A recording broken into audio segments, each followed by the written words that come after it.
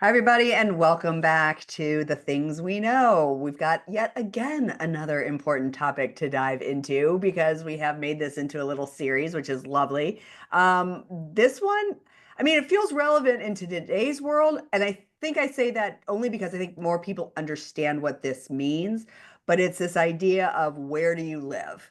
And we're not talking about your physical address, we're talking about more in your body or in your head. Do you spend a lot of time living in your head? Or are you able to sort of drop in and live in your body? And we're going to talk about the difference between the two of those. That's right. I mean, I think so much of our modern life keeps us stuck in our heads because we're on our phones. We have constant emails, 24-hour news cycles, Yeah. all the external noise. It's easy to get lost in that and it disconnects us from what we truly need. And so much of, we've talked about this before, so much of what's on our phones is telling us what we need, telling us what we should care about, telling us what's important. And so when you're up in your head responding to that and like believing it, you're totally ignoring you know, places in yourself that really have the truth for you and about what you need and what's important for you. Yeah, because we all have gut wisdom. We all have Uh, intuition. We've been trained or socialized or conditioned out of it. So it is a challenge to live more in our bodies, but it's so crucial. And we want to kind of talk about that. It's about tuning in to ourselves, which requires slowing down, which, to your point, with all the information coming at us fast and furious, is hard to do that. But if we can slow down, we can become more aware of what's going on inside. yeah. And I mean, as with anything, we're coming here, we're framing this as coaches and parents of young adults. And Um, humans. and humans, right? This is our work constantly with ourselves, and it's Hmm. it's fascinating for us. It's why we help other people with it. So I think we both ourselves, but and I like as coaches, like we both work with clients who come in feeling super overwhelmed and stuck in their heads.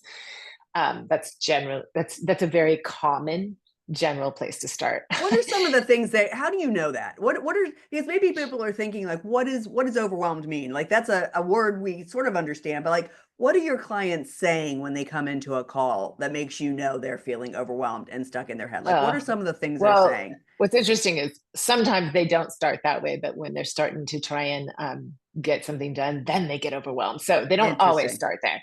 Sometimes they come with a real clear thing of what they need, and then when it comes about doing it, they just want to jump ahead. And Ah. as like that analogy that gets used that I like, it's not certainly doesn't come from me as like standing at the bottom of a ladder and trying to jump to the top. Like and there's this assumption and this belief that there's so much I have to do to get there and it's Mm, overwhelming and I don't know where to start and I don't know what.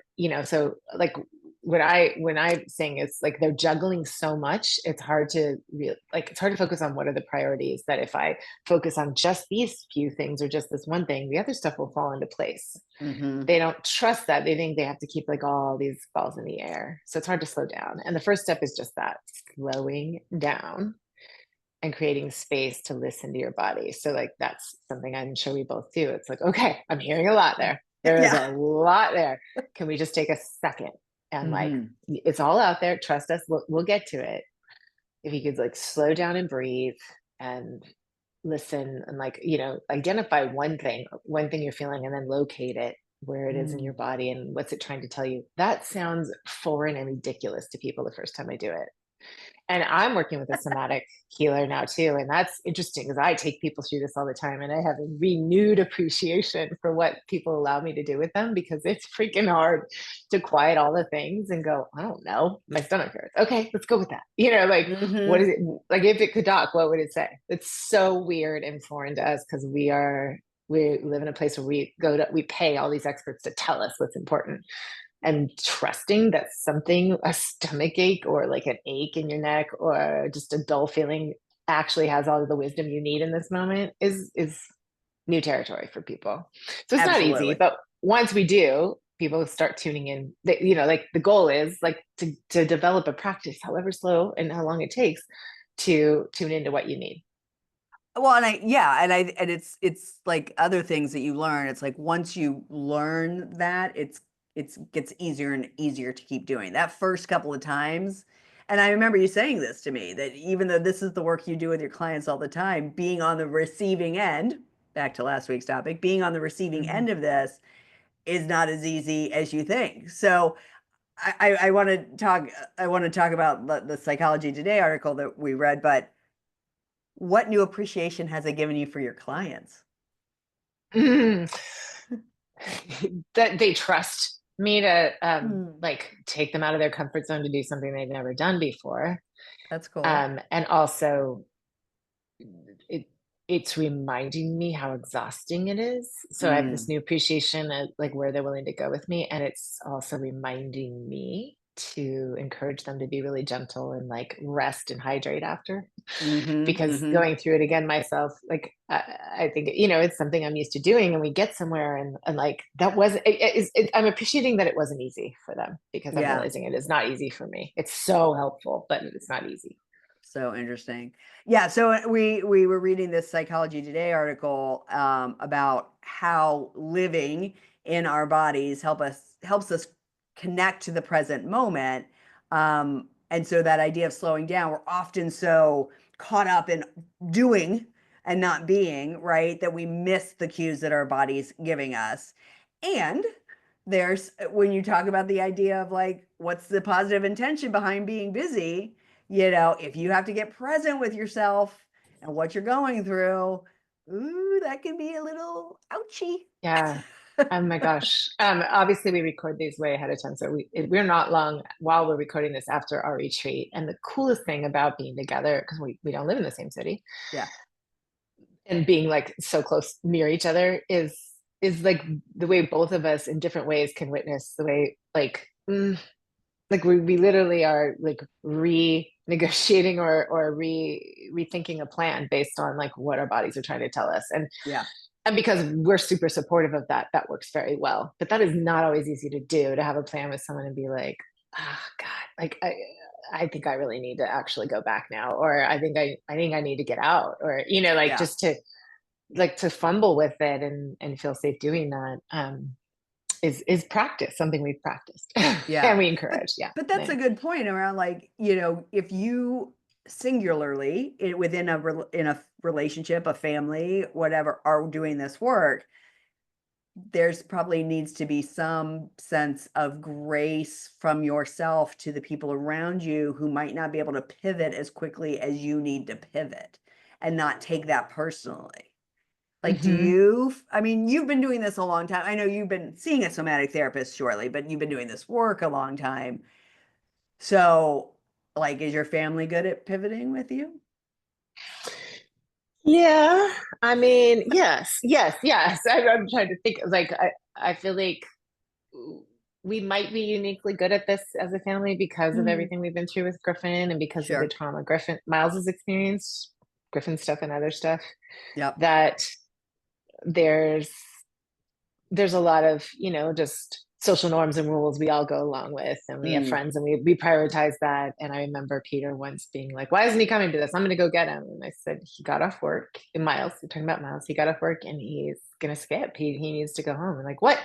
And I said, no, he is actually listening to his body tell him that it's okay. He doesn't actually have FOMO, because FOMO is a place in your head, right? right. And he's actually like, I really want to let that happen. So we've had times where we fumbled and people resisted it, but also we've so encouraged Griffin to find the words to let us know what he needs. And like, so I think we all do that pretty well. There's a ton of improvement for all of us, but going, yeah, I don't know. I think I'm gonna, change the plan. Now with Mm, friends, that doesn't always work with yeah. everybody. Yeah, you get Yeah. a lot of questions like, what, why, no, we, like, but Yeah. so yeah, I mean, always room for improvement. Yeah, sure. So, Um, what are some of the things you do when your clients are coming in hot? I mean, I think we probably both do a version of this, but as like just simple grounding Yeah. is such a great neutral place to start when you can feel people coming in hot. And I mean, we can just see this, right? We've seen it. Hmm. Like, we've been on the phone with both of our kids recently where they're like both like, oh, this is a, so it's like this place of simple grounding. Actually getting like like I always ask my kids for permission to do this, and I've done this with their friends, like, okay, or with a client, right? Can I ask, your permission to like get you back into your body? Because I can hear all this and it sounds like it's coming from your head, even though it feels emotional. I think it's coming Yeah, from your that's head. an I could be interesting wrong. piece. So how can we, like, if you're willing, close your eyes or just find a gazing point and just breathe with me. And then I Mm, kind of get them into certain types of breathing, like the box breathing or the 557 breathing, or just literally just like breathe in, inhale deep and exhale long and start feeling hmm the rise and fall of your chest. And sometimes I bring them into their head first so they can really focus and realize that's where they are, and then ask them to imagine them like taking that elevator down to their heart. And I can be really silly about it, really visual, or sometimes just have them put their hand on their heart, start breathing there, and feel their feet on the ground, focus on their breath, just scan the body for tension. And I can instantly feel their energy start to, even if it's resistant, they can't help but notice, like, okay, Yeah. my body is okay. And then there's that reminder of like, oh, there's actually nothing wrong right now. I'm physically fine. Mm, So like that's where we start. It doesn't always work the first time with everyone. Sometimes sure. people are like, I don't want to do this. Okay. Like I'm not going Yeah, to yeah, force yeah. anyone. But I have one client she's actually a therapist, and she's always like, yeah, I know it's weird. I don't do this stuff. Like, okay. So I can coach you in your headspace. Let's just agree that's where we are though, Yeah, yeah, and yeah. but yeah, but generally that quiets them down and gets them back to that place of like, oh, all the answers I need are in here.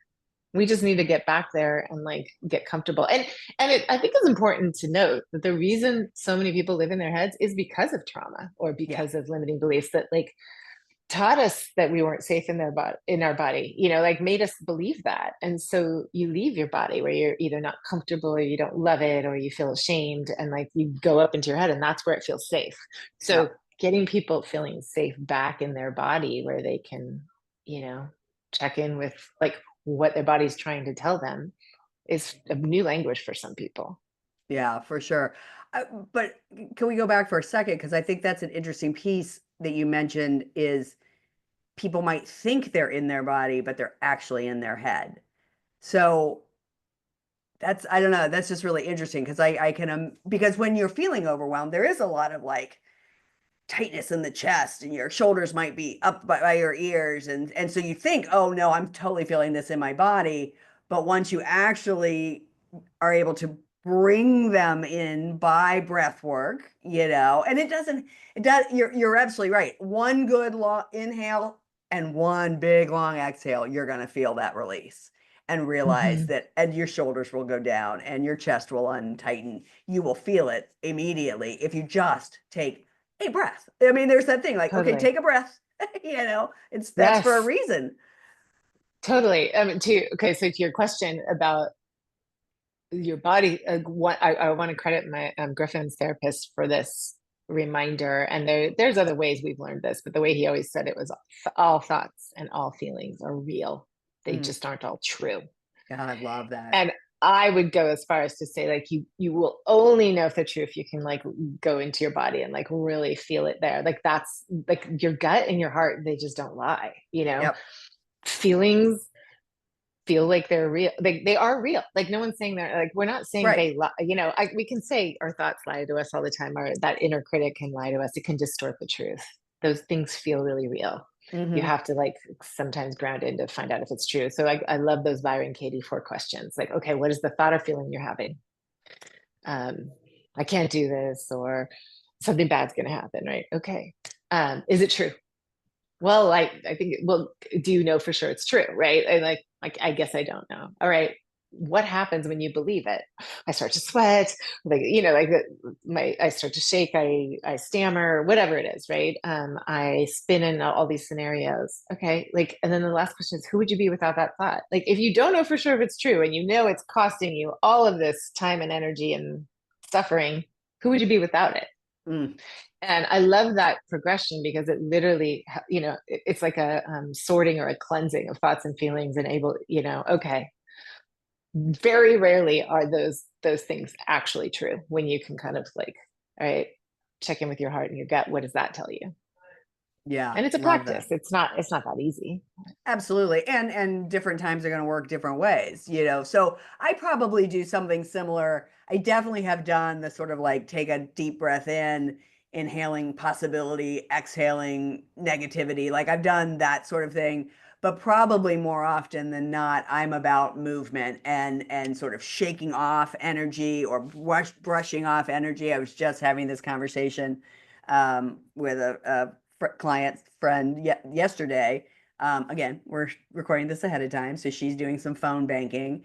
And I was like, I hope you are protecting yourself with a golden bubble of light before you get on that call. And that when you're done, you are wiping off all that energy that you have just taken on. Because if you are even remotely an empathetic person, when you are around energy that is negative, you start to take it on and own it, and then again, is it even yours, you know? So the Mm, idea of letting it go and saying that energy is not even mine, I that's more probably how I do the grounding piece I of love it. that. That's so helpful. I mean, I could have used that early on in my 20s because I I'm didn't going to know give what was credit other to people's. Alice Moore. Alice Moore taught me Mhm. that was the idea of protection and release. Protection and release. And Yes. I am not great at protecting. I don't think far enough. I guess I don't think far enough ahead to be like, "Oh, I should protect myself before I go into this." But I'm very good at recognizing when I've taken something on that isn't mine, and I'm good at releasing. I would enjoy being better at protecting. My similar version of that sort of is like sort and bless. Like sort what I'm like name what I'm experiencing or thinking I'm feeling and like what's mine and what's not mine. And like Mm, the stuff that's not mine, send out love. Send out love yeah, to that, that's but that's nice. like I love don't that. grab onto it. Yeah. I love what you said about movement. I love that about you because I think that helps make such a shift and we're much more in tune with like what we actually need when we can move our bodies. Like you can't not be in your body if you're moving it, right? So Yeah. it helps you to not react to everything that's happening around you. It helps you kind of go inward. I love Well, I that. loved when I learned early on when I was getting my certification about state change, right? So if you're, let's say, at work and you're having a contentious conversation with a client or a boss or whatever, if you're sitting, stand. If you're standing, go walk somewhere else. Like get out of the space that you're in that is giving you that sense of overwhelm, and physically removing yourself from that situation, even if it is all internal, right? Like you're right. If you have Yeah, to actively go, well, I'm going to go take a walk around the block. Now you're making a decision that's taking you out of your head and getting you a little bit more embodied. So yeah, state change to I me love is that. really And let's important. and let's talk about the word embodied if people aren't familiar with that. It Hmm. really is, and I think if we have time, we'll touch on, Brene Brown's also like she has a term like wholehearted living, but Hmm. I think wholehearted is like living with intention. Embodied is literally residing in your body, trusting it, loving the skin you're in, the vessel you're in, and trusting the wisdom there, trusting Yeah. the ways your body's trying to say, this is safe or this is good or this is like more of this or less of this, right? All of that. So I want to hear a lot about that because I think you're a great example of embodied living, and I want to say the way I do this with myself, my kids, and clients is just recognizing it, like recognizing like where's your attention right now? Is it up here or is it? um and so or is it in your heart? So I just like the prompt to just notice when you feel stressed or overwhelmed. Notice how your body feels, notice where you hold tension. um a lot of the time I feel like they're holding pain or fear or grief they didn't even realize was there, right? So like something they're doing is not like it's not paying attention and acknowledging and caring for whatever is hard, and they didn't start the day doing that, so like it's just bubbling up and it's getting in the way. So once they become aware of it, having some sort of grounding, like you just said, like some sort of either movement or breath work or something, even if it's 5 seconds or ideally 30, even stretching, it's just about getting out of that constant loop of, letting our thoughts run our day. I don't know. Can you share more about how you do that? I think recognizing it is the key. I mean, I know when I'm overthinking something. I know when I'm spiraling. Can I immediately turn it off? not always, but I think like anything, the first step to healing is recognizing.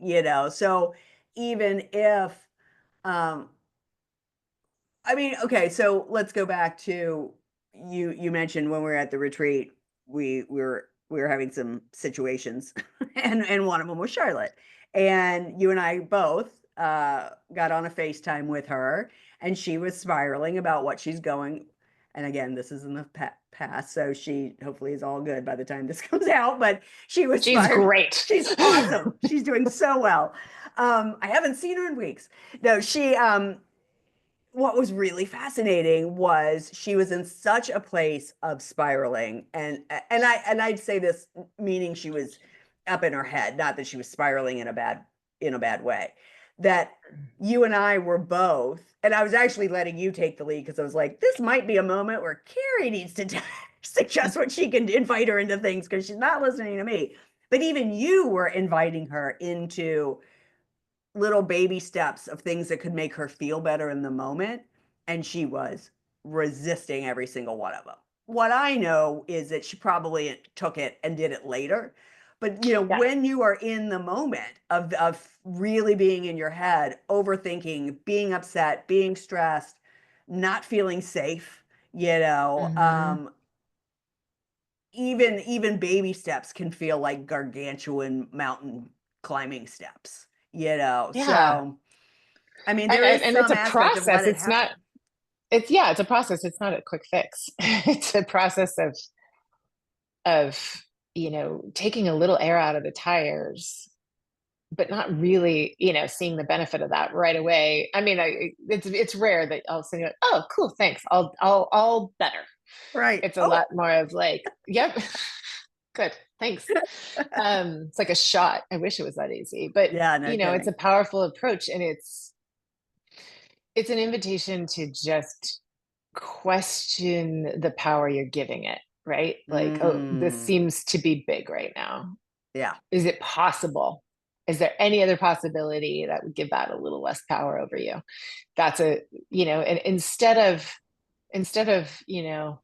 I don't know. It never helps me when someone's like, well, you're just overthinking it. You're too much in your head. Like we can say that to ourselves, but it's really hard when someone says that to you because then you're just up against a wall defending it. But if it's Totally. like, Which just prolongs it. this has a lot of power right now. And is there any scenario where it doesn't? And then that curiosity brings up a lot of possible ways to go with it. So When yeah, I when mean, I think about movement for myself, and I think I've talked about this in the past as well, like one of the things as a manifester and the centers that I have open, I have an open head and I have an open root. And so I learned with one of my readings that I needed to ground every morning. And at the time, I was like, well, I'm not really good at meditation. It's not really my thing. Because in my mind, that's what grounding was.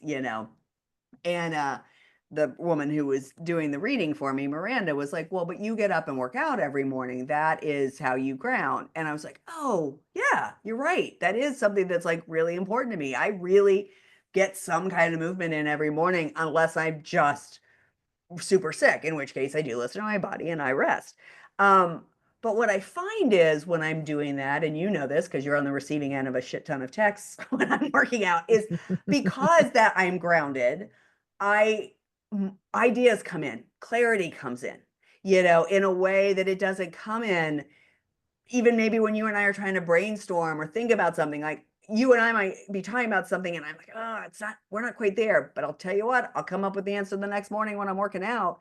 And so I guess that's a way of sharing, like, when you're feeling grounded, however that looks for you, whether it's movement, whether it's release, whether it's grounding, putting your feet on grass and actually feeling the earth, clarity will come when you have that sense. For a lot of us, it's when you're in the shower, you're not thinking about anything. And so that's when all the good ideas come in.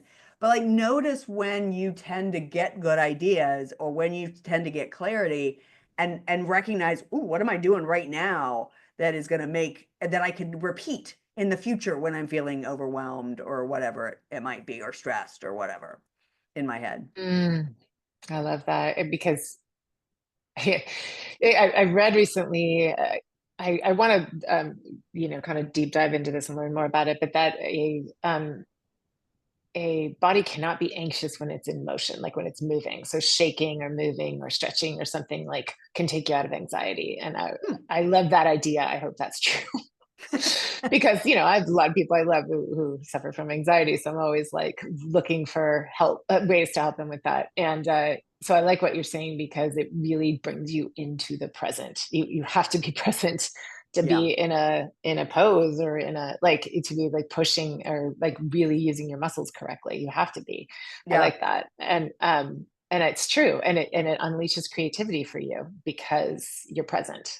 Yeah. And so it reminds me a little bit of, Brene Brown in a lot of her books talks about wholehearted living. It's where it's actually she meant to write a book about it when she ended up writing The Gifts of Imperfection, which is funny. But her tips around that are like the way to be present is to be vulnerable, Mm. right? Like if you're really aware of how you're doing and where you feel vulnerable, you're going to be present. And that allows you to kind of accept and love and be with your whole self and not just in your head. It's like, it's a way of being compassionate, not hard on yourself. Mm. There's a difference between being vulnerable and being hard on yourself, right? Like Yeah. vulnerable is, hey, I need this right now. Not like, Yeah. what's wrong with you? You're needy. There's a big difference, right? Going back to our episode a couple weeks ago, Yeah. it's about bringing the body, the mind, and the heart into alignment. And I love that because what you're doing out of many years of practice is you're taking that to the next level. When you're in your mind, like bringing your mind, body, and heart into alignment, things start just things start popping for you. I Yeah. love that. No question. Um, it's not easy though. No. I mean, you and I have been doing this for a while, and we'll be doing it for the rest of our lives, no question. This is a work in progress, a work in practice for us for sure. Um, so what are some suggestions for people who are like, I don't even know where to begin? Well, first of all, I wanted to touch on this. So this is a great thing to mention before we get into this is if you're hearing in your like there's a ticker tape running in your head, it's usually the most critical, voice in your head is your inner critic. And we could say a lot about what that's representing, like what age or what person in your life. But if you're hearing or feeling the words should, you're in your head. Mm. That's a Oh, huge that's a signal. good one. Yes. Ding, ding, ding. Yeah. If you're Yes. shooting So that's yourself. yes. So they're like already right there. Question that. Is Mm. that true? What is that thought? Yes. What is that feeling? What is that assumption?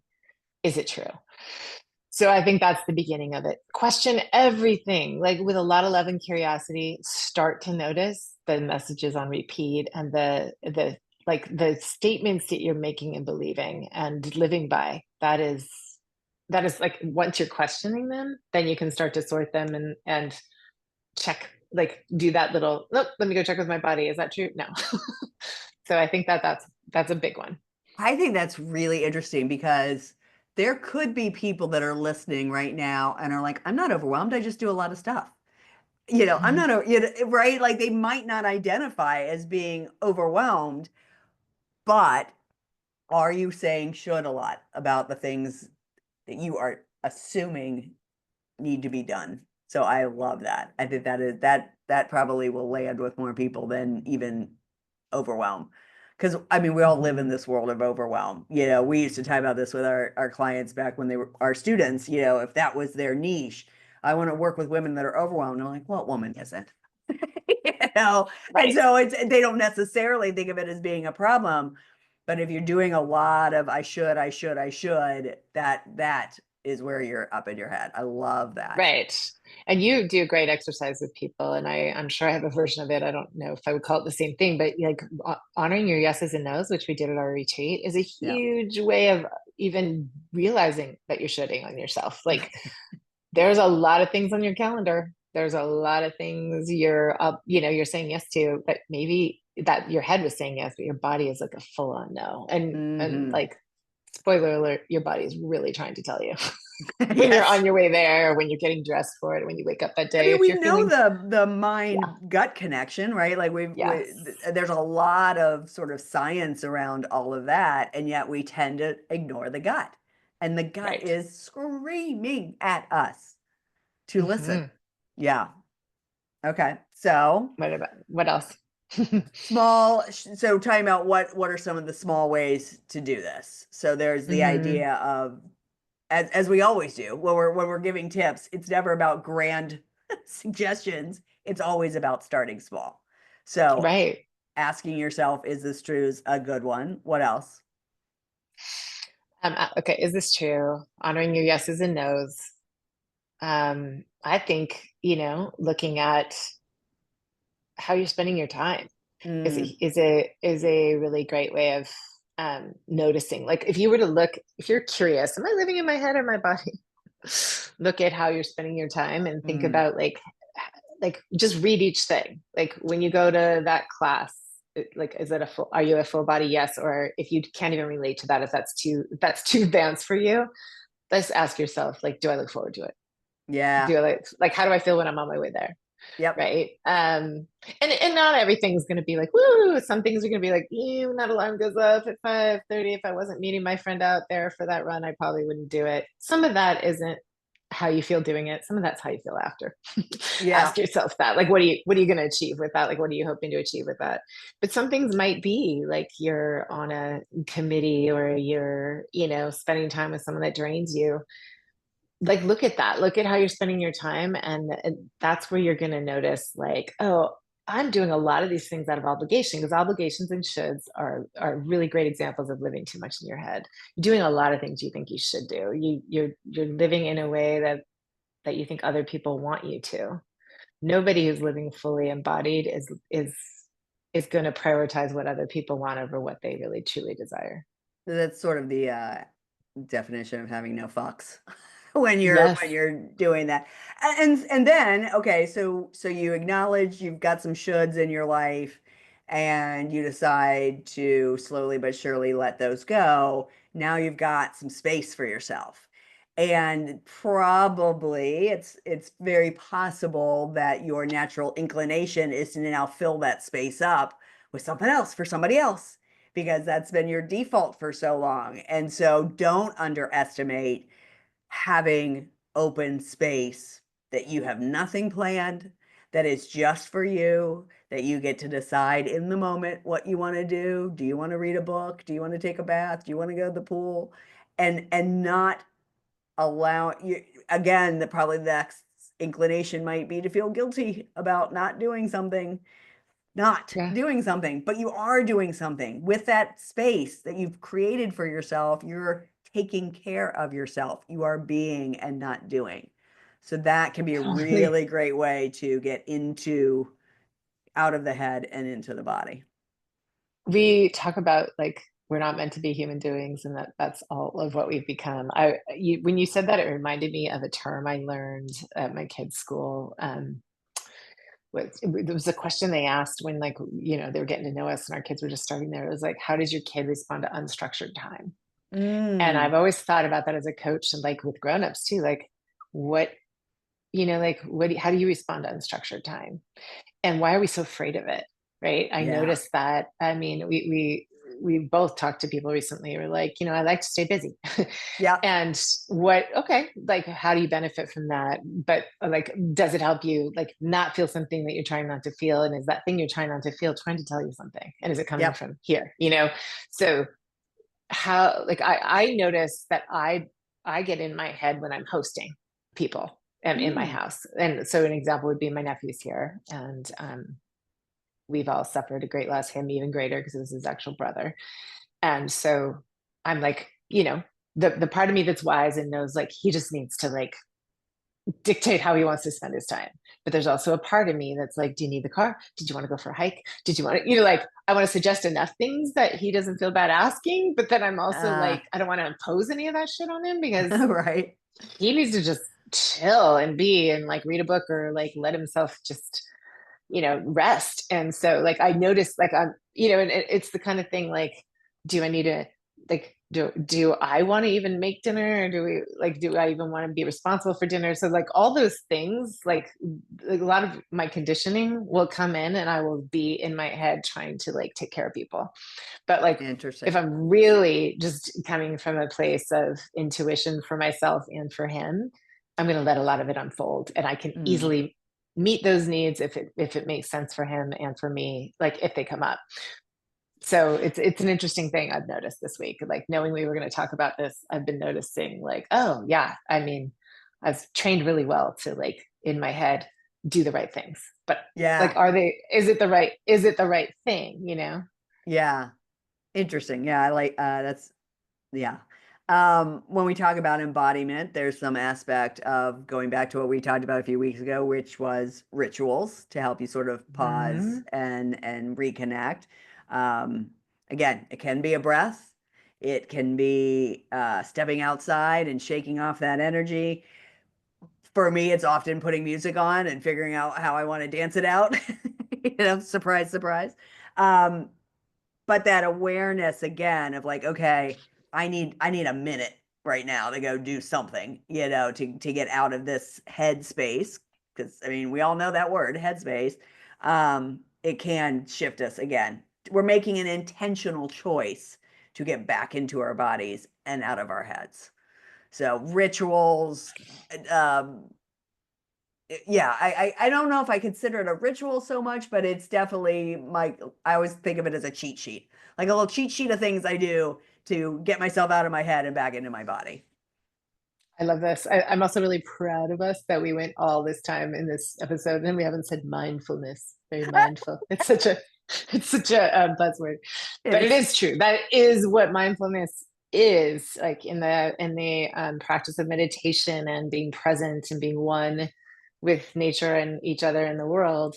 It really is inviting you, even just once a day, ideally at least twice a day when you wake and when you go to bed, like to just be like to check in with Mm, yourself and to source from within, like the reminder that you are and you have everything you need, right? And so when you can do that and you can like exhale into that presence, mm, there's a lot more resources for you to get through whatever challenges on is external. And I think like yeah, I think probably my conditioning was to always assume that I wasn't enough. I needed more. I needed to learn more. I needed to ask more. I needed to, be more. And instead of knowing like I'm enough in this moment. mm. Yeah. It's funny because as we've been doing this through this entire episode, it's like I keep finding myself taking breaths and just sort of bringing my shoulders down and even this conscious act of talking about this. So it might be some out loud self-talk. Oh, I'm in my head right Mhm. now. I need to shake this off, or I need to relax, because just the act of talking about it has made me sit differently and breathe differently and take it every time you say take a deep breath. I take a deep breath. So there is nothing wrong with finding some guided meditations that, 5 minutes, 2 minutes, whatever, that could guide you through that if you aren't at a place where you feel resourced to do it on your own, like, ooh, I know I've got this good relaxation music or whatever it might be. There's lots of Mm, tools out there, lots of tools. yeah. Yeah. I I mean, yes, like you said, we're human. We don't have this perfected at all. Nope. Nope. Constantly a work in progress. I mean, as witnessed by, we talked about this with the women at the retreat. Again, we got to Chicago on Tuesday. The retreat started on Friday. Between Tuesday and Friday, the shit just kept hitting the goddamn fan. And because we are who we are, because we were together. Again, I think that I've thought about this so many times in the last 2 weeks. It's hard to believe it's already been 2 weeks since we were since we were there. But like, what would I have done going through everything I went through that week had you not been there? So reach out to a friend. Talk about asking for what you need and getting and receiving it. I mean, I just I thank God I don't need to know or didn't get to find out. But like there was just we were able to move through it, have all our feelings about everything that was happening, and then show up present for the retreat. And we shared that with the women. So because we aren't perfect and we don't declare to be perfect. So this is, it is, yes, again, a work in progress for sure. Oh, yeah, for sure. Um, Tee. I think it's just integrating moments of presence into your life will never, ever be a waste of time. And you'll be so surprised once you figure out your flavor of doing that. I mean, some people, there's all kinds of things out there. There's grounding mats, and there's like going Mm-hmm. outside and just getting like 15 minutes of sunshine, or having your bare feet on the ground. Or there's just like mantras or ways that, like, I do think breath is the most underutilized, most powerful thing. I And have we a friend always who's, have it. yes, It's I have a always friend with who's been us. through hell and back in her marriage, and and a lot of things started to fall apart, and she went through every kind of healing you can imagine, and will to this day say learning intentional breath work, like really healing breath work practices, was the most powerful thing she's ever Mm. done for herself. And you're right, we, like, again, what a beautiful example of like what you already possess. Mm. You Yes, have you have these lungs, everything.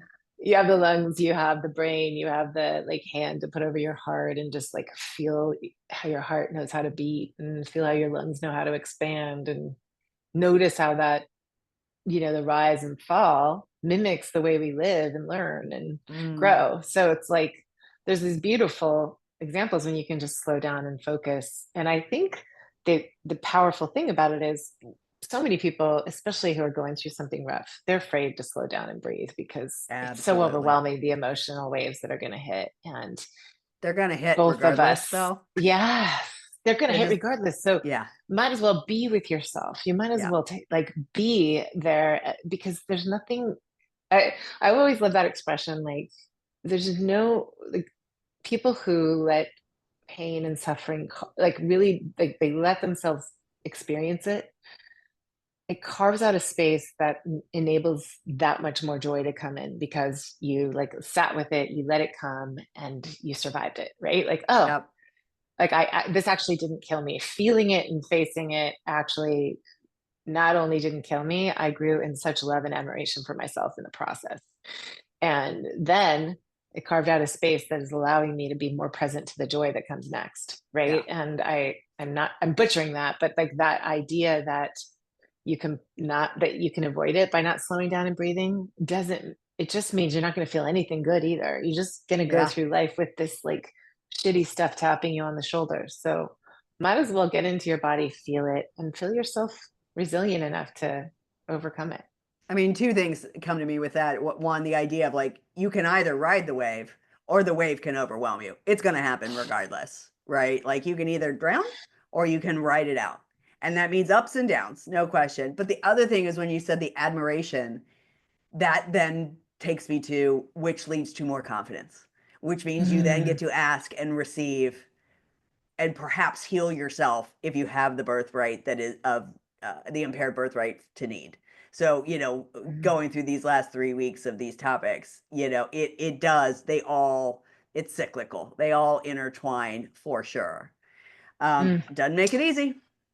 Just, I'm having an interesting observation here, and I don't want to get ahead of ourselves because I think we might touch on grief if we can bring ourselves to do it. But hmm, I'm noticing, I'm observing a lot, just around my family, and what this, all loss is rough when it's a young mm-hmm, person and it's that super unexpected. There's a certain kind of rough to it, and yeah, watching the various comfort levels of people responding to it. And this is not at all a judgment, it's an observation. And I have so much tenderness around everyone's comfort level with loss and death, as you can tell where people are in their heads and they're second guessing everything they want to say. So they either say nothing, or they say something that sounds like they're bypassing it and like missing the point, or it sounds like they're giving advice and they didn't mean it either. They just have mm-hmm, this assumption that it's too deep, so they don't want to address it, or they don't say anything at all because they're in their heads.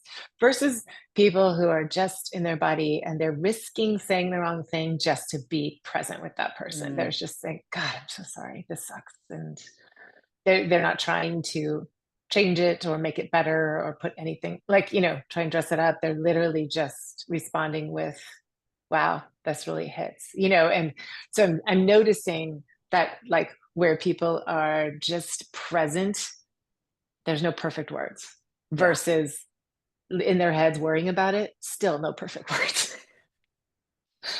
for So real. might as well just be present. Yeah, yeah. Okay, well, let's move to the song this week. So we mentioned this last week. Sometimes it comes to us right away. Sometimes we have to search it out. I think you had a good one, which was Let It Be, but at the same time, I was looking something up and I found a song I've never heard of before, from it's called Mind is a Prison by looks like a young man named Alec Benjamin. But when I heard it, I loved it, and the lyrics are pretty great for this. This is more about living in your head for sure. But he says, "I'm just a tenant paying rent inside this body, and I got two windows, and those windows, well, I call them my eyes. I'm just going where the wind blows. I don't get to decide. Sometimes I think too much. Yeah, I get so caught up. I'm always stuck in my head. I wish I could escape. I tried to yesterday. Took all the sheets of my bed and tied up my linen with 5 strips of ribbon I found." Just thought it was sweet. I just thought it was like a, Mm, because that's what we're doing, right? When we're in our head, we're treading water, you know? And when we allow it, so again, to go back to what you came up with Let It Be, when I find myself in times of trouble, Mother Mary comes to me speaking words of wisdom, let it be. That's the opposite side. That's mm, the embodying piece. So, hey, two right. songs this week. Woo! Yeah, I think like both of them are in a different way inviting you to slow down and listen. I Yeah. think I so easily, because it's how it's just how I came into the world and conditioned, but I so easily could just let my brain run the show for the day and be kind of impressive, right? Like Very it's impressive. it's and but like really truly getting clunky and being like, is this really what I want to do? And like Yeah. just questioning it has created such a richer experience for me in my Mm, relationships and in my relationship with myself, especially, but like in the way I take care of myself because I'm questioning everything. And it can be exhausting, but it has such a good outcome for me. yeah, I love that. So again, this has been a big topic. We've covered a lot around the importance of living more in our bodies, less in our heads. Um, but the challenge this week is for you to take a few minutes each day to slow down and really feel the feels. What's it telling you? Yeah. Where are you feeling it? And and please withhold judgment when you start to notice. Like, oh Yes. God, yes, I am in my head. Don't Yeah. don't make yourself wrong for that. Nope. Just notice it and see where you can just put your like physically put your hand on your heart or your belly, your gut, and just be like, hmm, Yeah, this is this is different. always about being curious, never Hmm. about judging. Judging doesn't get us anywhere. This is everything we ever share is inviting you to get curious about where you land in any one of these topics for sure. I love it. And then let us know how it goes. Yeah. Yes, as always, we love hearing from you. You can email us at the things we know podcast 23 at gmail.com. You can respond to any of our social medias that we put up on Instagram, on Facebook. I attend occasionally post on LinkedIn. We're on TikTok now. Look at us coming into 2024. We've got 5 followers on TikTok, but hey, we're there. I love it. Thank you for all you're doing there. I think Lisa's son Liam is getting us TikTok ready. Yes, exactly. Stay tuned. It's going to get even better. All Fun. right, everyone. Thanks so much, as always, for coming along on this journey with us. We always appreciate your listenership and any feedback you want to give us. And we will be back next week with something else that Bye. we know. Bye, everyone. Bye.